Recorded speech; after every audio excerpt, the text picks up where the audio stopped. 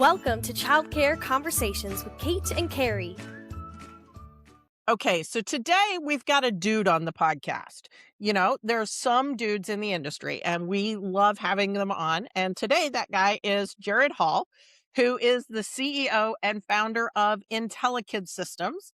And IntelliKid Systems is a purpose-built software platform designed for childcare centers that helps to increase your enrollment and to scale with confidence. That sounds like a unicorn. Well, maybe, but Jared, part of the reason why we like him is that he and his family have been in the industry for decades. And so he doesn't come at this just from a software developer point of view. He comes at it with a little bit of like experience with having to call parents and say, I'm sorry you need to pick up your kid because they had a blowout and you didn't leave a spare change of clothes. Jared's made the phone calls and he has a little bit of insight into that and how to get parents to enroll and maybe even get your staff to communicate effectively. I don't know. No, that sounds even sillier, Carrie. Maybe. I don't know. I mean, he does a good workshop on how to answer the phone and why to answer the phone. So I'm sure he's welcome, thinking Jared. there's so much more to our platform than answering the phone. So, but I think that I know that that's down the rabbit hole that we're going to go to. But will you share with folks how your mother used the software or the predecessor? Because I just think that's a great aha moment for directors who are listening. And then we'll talk about that software stuff. Yeah, there's a little bit of a story behind it, as with most things. Yep. So kind of the 2008 crisis, we call the GFC, the Great Financial Crisis. That where I'm from in Las Vegas, that took a lot longer, the recovery, than it did in some parts of the country. So we really didn't start to come out of it until 2012, 2013, somewhere around that area. And there's a lot of changes in the childcare industry. I think really the last 25, maybe 15 to 20 years have been really transformative for our industry. And my perspective would be different than maybe your guys's who had worked in other, eras, but I observed it for sure growing up and watching my mom navigate from the, I suppose I start remembering the late 80s into really in the 90s and the late 90s. I remember, that kind of transformation, the beginning of digitization of childcare. So as we were exiting, the financial crisis, one of the things that retrospectively I notice now was when a lot of investment came into the industry. The private equity firms, the money behind some of the brands that we know today definitely came in that era. And so we had this relative monopoly in Las Vegas since, the late 80s. There were, of course, other centers and some of the national brands in the city, but my mother had established a pretty solid reputation really on the curriculum and education side. So we enjoyed a full center. And she had developed over the years phone scripts and basically the enrollment manual, as she understood it. But one thing that you don't notice when you're full is, especially if you're not using a software system, is, how many people are calling, how many people are inquiring, and if something changes and you're not full, you don't know who to call. I don't even know if people are noticing it when they're not full, because we're seeing, across the industry, more centers that are under enrolled. And I ask, how many times do you get inquiries in a week? And they're like, I don't know, a few. Oh, yeah. What does that mean? And Well, is that not only that, it's to know they still don't ask where they're coming from. It used to be you wanted to know if your Yellow Pages ad was working or your little, Craigslist ad, what was working. And people even more now, we aren't asking if we get an email or we get a social media inquiry. We still don't ask and we still don't track. So you could be running a ton of money in Google ads and Facebook ads and insert ad platform advertising. And if you don't ever ask people, you don't know unless you ask them when they call or on an intake form or something, how did you hear about us? You still don't know if your advertising is smart. So, okay, go ahead. Keep going with your No, story. Sorry. no, absolutely. I mean, attribution, which would be the ability to kind of tie some of that spending to the leads that come in. Even across the industry we work with some of the top 10 brands all the way down to, I like to say, a church program in Kansas. And there are some things that are true across the board. And it's because it's difficult, because childcare centers are hyper local. If when you said, Carrie, that some people don't know how many inquiries they're getting, their inquiries are coming from about a 5-mile radius. Yeah. If you're That's about lucky. the extent of it. If you're lucky, Sometimes it's a indeed. 1.5 mile diameter. Oh yeah, for sure. If you're in a more dense city, and I think down in Texas there's quite a lot of that density, We at have least in some the of those. childcare. Yeah. But it, that's what makes us unique, right? Because you can't just blast digital advertising across the board. And I don't think what people are realizing, and I'm noticing this and I'm talking about it a lot, is the lead quality. They put out this advertisement, maybe or maybe not it's directed. If there's, to be honest, I don't even know. I had to hire people to, internally to do that kind of advertising. I built complex software for a living, and even I sometimes am like, oh, I need to look that up to understand exactly what those dynamics are. Because it changes. Oh, absolutely. Like on the regular. I mean, like anything else, Google sets the tone for the whole industry. And if they want to change something, everyone just kind of has to fall into place. It's like licensing, right? You might not agree with it, but you've got to do it. Yeah. So I think that, that would be the stark change between when I started kind of working with my mom, in the mid 2000 teens, whatever you call that decade from 2010 to 2020. We had a good sense of the lead quality then. Even though obviously the internet existed, digital advertising isn't what it was, isn't what it is today. And you still get these organic people, organic leads, as they call them, calling your center. Yeah, because they And drove by and they saw your sign. And the, that's one of the things you can put on your attribution list. Saw your center. yeah, absolutely. In fact, one thing about our system is you can basically, within our software, spin up phone numbers. Mhm. And we've always kind of made sure that we keep that inexpensive. It's like $3 a month for an extra phone number.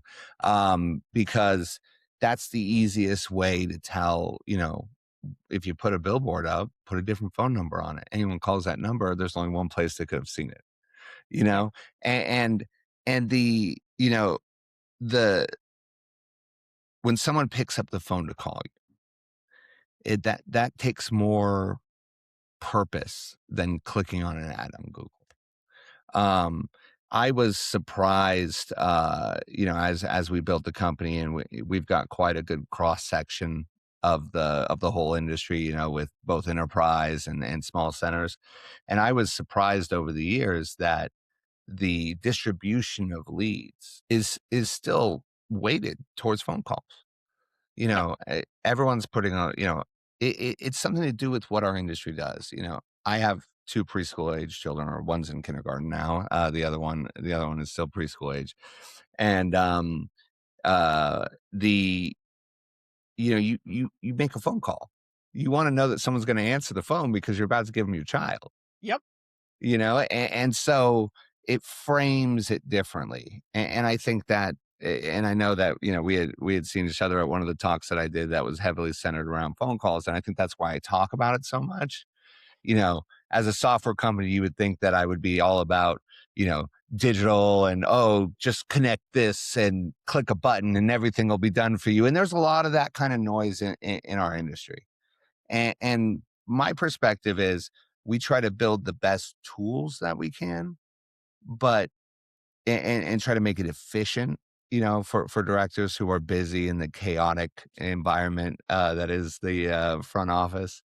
To kind of amplify what they're doing, make it have more effect in a smaller amount of time. But that's the unique part of our industry, that if I'm going to give you my child, I want to know you. I want to have a Okay, so conversation. That you were no, talking like, about. and hey.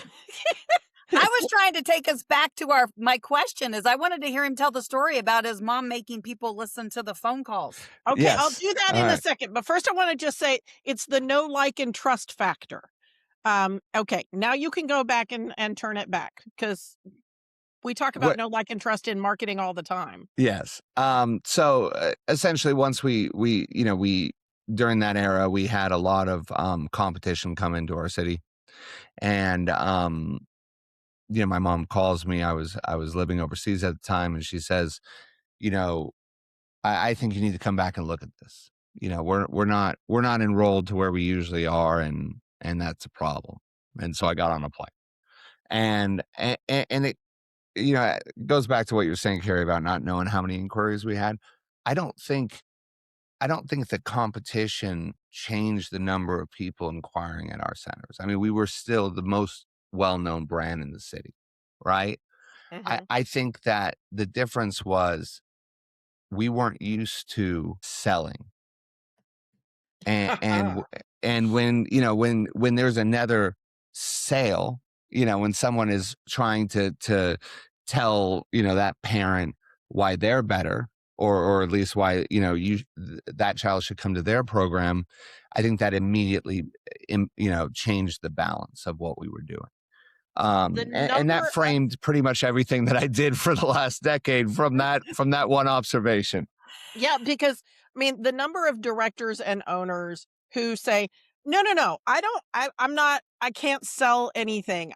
I'm just here to take care of the kids." And having that conversation and going, "I get that, but the kids have to be in your building for you to be able to do that." But you It's also funny. have shared a lot, and I'm sure Jared can probably relate to this, and he probably has a better version of the story. But all of us sell something, because if we have a significant other or have ever had one in our life, chances are we had to sell them. Well, And so I we mean, obviously can 100%. sell ourselves on some level. Well, I'll even go more specific than that. You have the same directors that are saying, I don't know how to sell, or when they're answering the phone to an inquiry, they don't have kind of a smooth presentation of things. That same director, when one of their moms walks up and asks questions, puts together a perfect sales pitch, to answer that concern. And I think a lot of people at the school level need to understand it's the same person. You Yeah. you don't need to it's not you're not selling, like we do in the B2B space, business to business, right? I'm not selling, the executive branch, and then later on we'll get to meet the people that are actually going to use the software. It's the same person. That mom that comes up to you after they're enrolled, it's the same one that calls in. And I think that's really, there's a psychological aspect to that, to understand that you are capable because you've been doing this for years. It is. And I don't know if you run into this, Jared. Carrie and I definitely do, where folks think I'm an educator. I love children, and that's how they got into the industry and probably promoted to the job they have now. And there are these 5-letter words. They're not 4-letter words, but in our industry, they're 5-letter words like sales, profit, that have this perception of a dirty word that nobody wants to talk about. And unfortunately, teach, which is also a 5-letter word, they don't get that teaching is also sales. Advocacy is sales. It's just depends on what lens and probably what industry you were in before, what you call it. Because we call Yes. it lead generation now, where that is not a phrase that if you were in childcare 20 years ago, you ever used. Heck, if you were in childcare 7 years ago, I don't think it was a word that was used. I don't think, the softwares that we were using at the turn of the century had a place where you could put the Wow, that's word. quite a phrase there. Yeah, but it's true. But there wasn't a place in the software where you could put lead. Like it would say like tour or potential family or something like that. It didn't say lead. Like I'm that laughing. So language is not, that's not daycare words. Those aren't daycare words. I was laughing, Carrie, when you were talking about the turn of the century, and Jared got a chuckle at that. I'm like, he's obviously never heard you talk about the fact that you've been in the industry since the 19th century. So, No, the or 1900s, not the 19th 1900s. century. She's trying to make me over 100 years old. I am not over 100 years old. The 1900s, not the 19th century. Good Lord, woman. I need more coffee. It's a bit like astronomy, right? Just because we haven't observed it yet doesn't mean that it hasn't been happening, for all of time. The vocabulary changes, the dynamic does not. The tools that we try to build,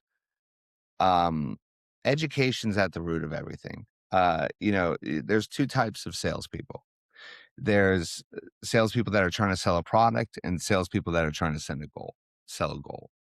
I've always preferred the latter. I think that's why we've been successful as a company because, we're very goal oriented, and the goal is, can we make operating a childcare more sophisticated and more seamless?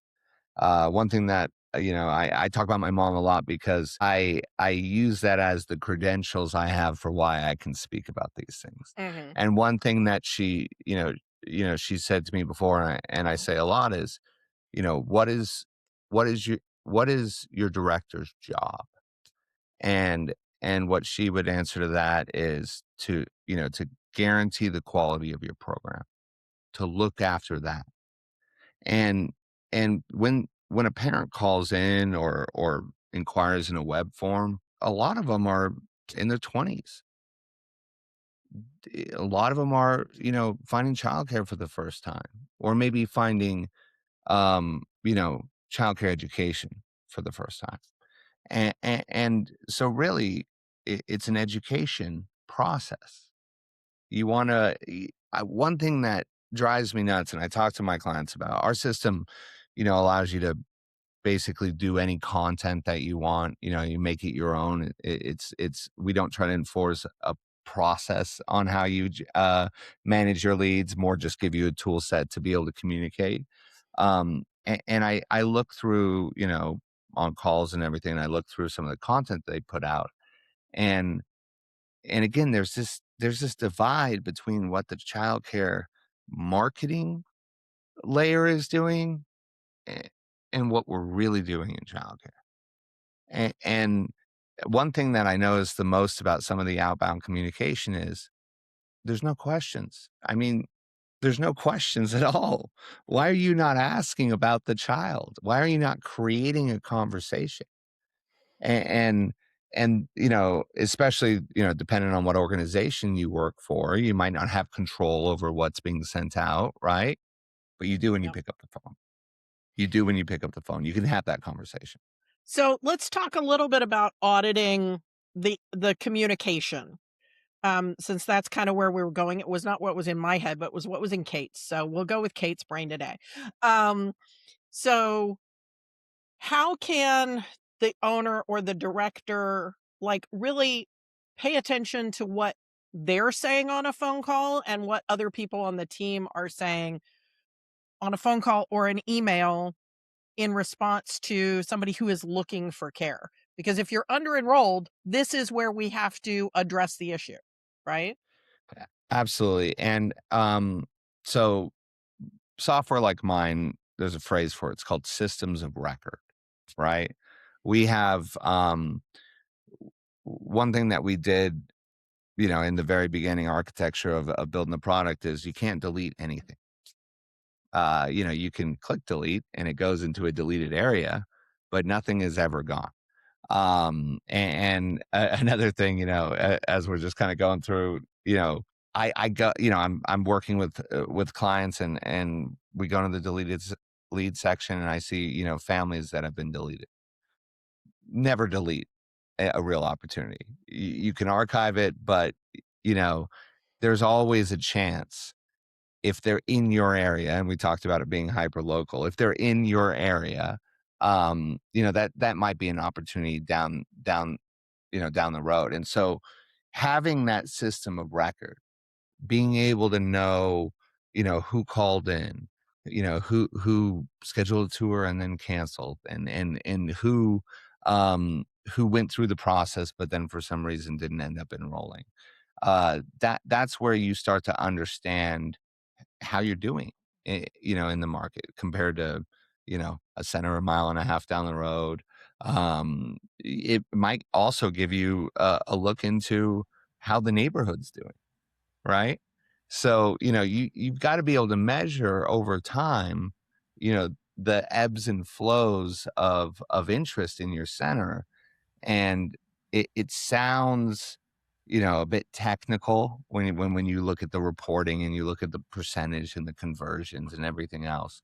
But really, it's information to understand, where is your place, in your market, and how do you make the best of that place to make sure that you can fill your school, have a wait list, summer camp programs, everything that you do for that community, so that revenue engine, which we are, and try to audit, as you said, Carrie, flows downwards. It flows into the toys in the classroom. It flows into the longevity of your staff, which then affects the retention of your families. The ecosystem itself, one thing I like about what we do is we really sit at the heart of it. Even though we're not processing from a software perspective everything that's going on in that operation, we do have a good look into it. And I think that's where you start having the information to be able to understand what's going on. All right. So I have a question, Jared. You ready for this? I'll try. Okay. So currently in childcare, anybody who's listening or watching or attending conferences or doing anything are getting bombarded by software that will help them do their job. Help me understand, and those who are listening, how and exactly what part IntelliKids is the perfect fit for. Not all of the others and does it integrate and all of that stuff, because that's a whole other conversation. That's another 25 minutes. But I want somebody who's listening who's going, oh, but I have a this or I have a that. I don't need another one of these. And one of the things that I really felt when I attended your workshop at Shift is everybody needs you for what your core product is. And I think that sometimes folks get lost in the tech jargon, or they want to make life simple and they want to have it all work in one. And so when somebody says they're an all-in-one, they aren't really an all-in-one. It's a phrase that gets passed around a lot. And reminds me of basically, do you remember those, what was it? It wasn't the Chevelles, but the trucks car that truck were things? also car truck things. Yes, thank you. I'm a big car guy, and I can't believe I can't remember a name for it, but it didn't do either very well. You know what I mean? Kind of like the Avalanche. That's a more modern version of the truck car SUV thing. Well, and then there's what I call the Juck. It's a Jeep in the front and a truck in the back. That's just ugly. Yeah, I don't know what the brand, what the title is, but I call it a Juck because it's half Jeep and half truck. What we do in the layer that we sit in, and we've expanded from where we started. We started just addressing the enrollment issue because that was the phone call I got, right? Mm-hmm. And then over the years, one thing that I made it a personal mission to solve was paper enrollment forms. There were a couple other products in the market, to address this when we decided to build IntelliForms, but none of them really address the problem, right? Because they looked at it from the licensing perspective. Mhm. Oh, well, we can digitize your licensing form. Okay, that's great. What about the 15 other forms that we have that, that change every 8 months and can you help us with that? And so we built something that allowed you to just take your paper form and upload it, and then we put a digitized layer on top of it. And I think, that's a microcosm of where we fit in the industry. We try to solve problems. We try to approach the efficiency of how, we put a lot on directors. We put a lot on those school leaders. We're asking them to do a wide variety of tasks, from, giving a teacher a bathroom break to putting together the financials for the center. And so I think it's hard to shift your focus like that. And so, my goal is, with the technology that's emerging today, can we take some of that administrative burden off, get them back, guaranteeing the quality of the program.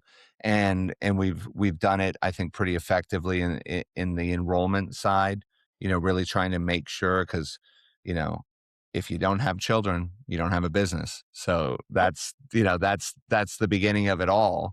And since then we've debuted a lot of different products that, like IntelliForms, like the AI intelligence that we're putting into our calls, in terms of understanding, and I like to solve, there are things for years that I didn't have the technology to solve. It bothered me that we pick up a phone and then afterwards we have to look at our notes to put, or listen to the recording to put in the information that we just got on the call, that hopefully we got on the call. And so, I feel, I would say, in the last 18 months, pretty empowered by the technology that's changing, because now I can solve problems that aren't new problems, but the tools are new. Yeah. And so I think we'll continue to advance into different areas of friction in the operations of a center, and continue to really kind of build an operating system that allows directors to get back and focus on the children. So can I say, you can correct me, but if somebody's listening to today's episode and one of their major pain points has to do with the calls in or the calls out, or not ensuring that there's continuity across staff or even locations and or answering the call, that they really need to pick up the phone and have a conversation with y'all at IntelliKids. Like, is that, I know there's other things you do. I'm just trying to go, No, what's absolutely. one major pain point that we all know programs have? And it probably entirely because I sat in on the telephone workshop, right? The phone call workshop. So I'm like going, everybody needs this. Is that a safe assumption that if you have this particular pain point, you're worth giving a call? Yeah, absolutely. And I think if you can identify one pain point, you're going to find five that you haven't identified yet. And so if you focus in on, what's happening on the phone calls, then absolutely give us a call. It's it's important.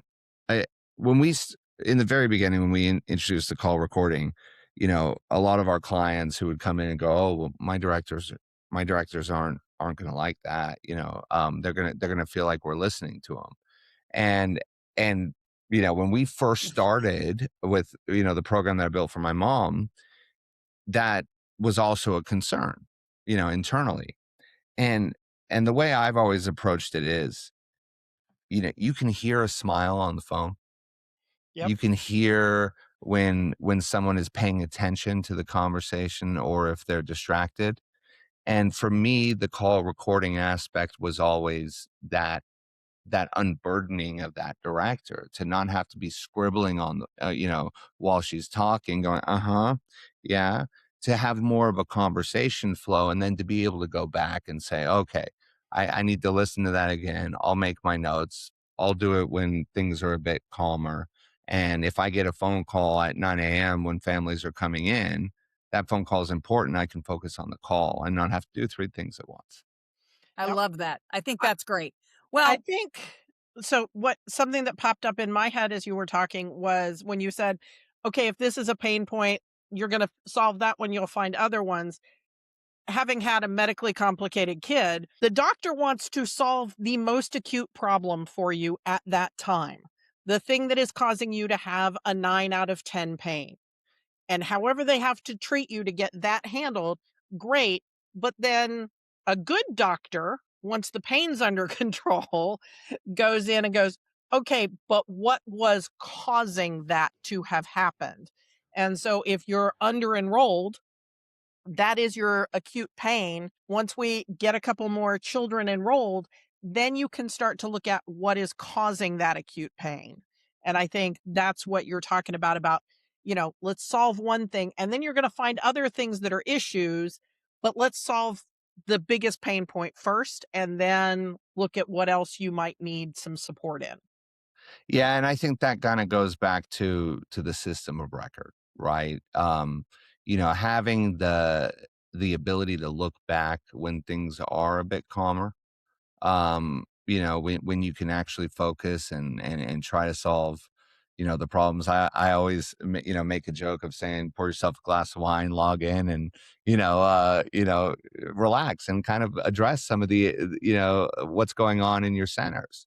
okay, Um, so I just want to know, Jared, how many bottles of wine do you ship out every year after somebody's been in your system for about 6 months? I think you have a new marketing strategy of retention of directors. You just put them all on a wine subscription so that they know that when their bottle comes in from Jared, that is the day they're supposed to be looking at their content and Yeah, I reviewing wonder their if the data. metrics would show if we did that, that people are actually like logging in. I mean, it's quantifiable. That's actually pretty funny.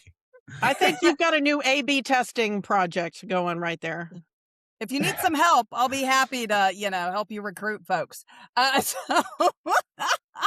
I don't know. I don't know if that's that may not be the child care directive or direction. So, Jared, thank you so much. I think we could easily have another like 20 minutes worth of questions. And it's probably why folks will see you at conferences, why they need to listen to IntelliKid's webinars. You guys have what, 2 a month?